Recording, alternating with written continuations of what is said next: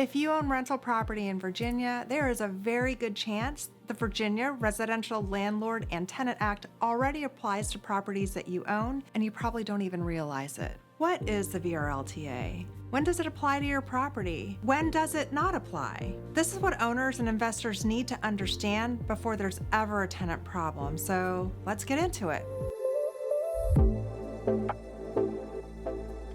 The VRLTA stands for the Virginia Residential Landlord and Tenant Act, and it's a set of Virginia laws that governs the relationship between tenants and landlords.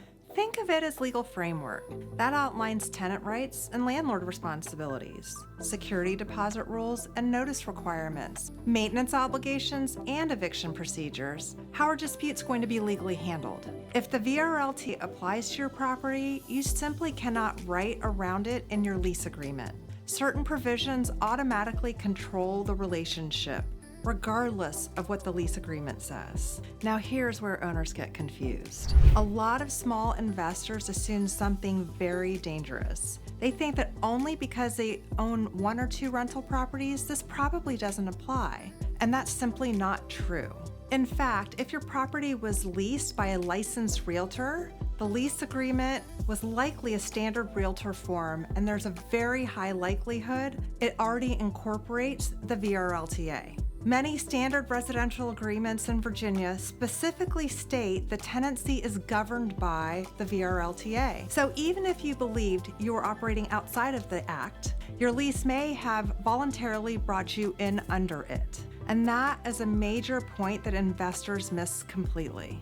Generally speaking, the VRLTA applies to most residential rental properties in Virginia.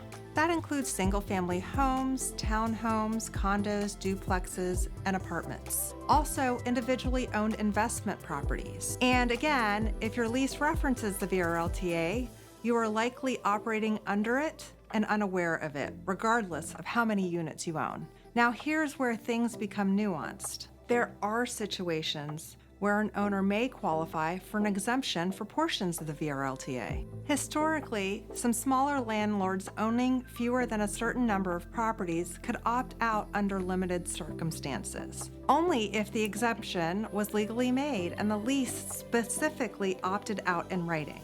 And this is extremely important to understand. You cannot assume that you are exempt just because you are a mom and pop landlord. The law has changed multiple times over the years, and many owners are operating under an outdated information. If you use a realtor lease, a property management company, or standard professional lease forms, those documents frequently default back into VRLTA compliance. And here's why this matters so much. If the VRLTA applies to your property, there are specific rules you must follow. Security deposits have refund timelines, guidelines for security deposit deductions, and also documentation requirements. Timelines and delivery are exceptionally important when you issue a pay or quit notice, a lease violation notice, non-renewal, or notice of entry. Repairs and habitability have standards too, and landlords are required to maintain decent, safe, and sanitary housing. Evictions have strict processes that must be followed.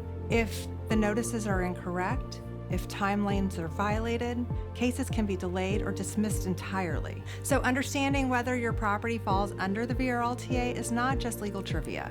It directly impacts your risk and your legal exposure as a property owner and investor. One of the biggest mistakes I see regularly is investors downloading random lease forms from the internet or reusing outdated leases from many years ago. The Virginia Residential Landlord Tenant Act changes regularly and typically updates July 1st of every year. An outdated lease agreement can conflict with the current law. It can omit legally required disclosures or accidentally create liability for a landlord.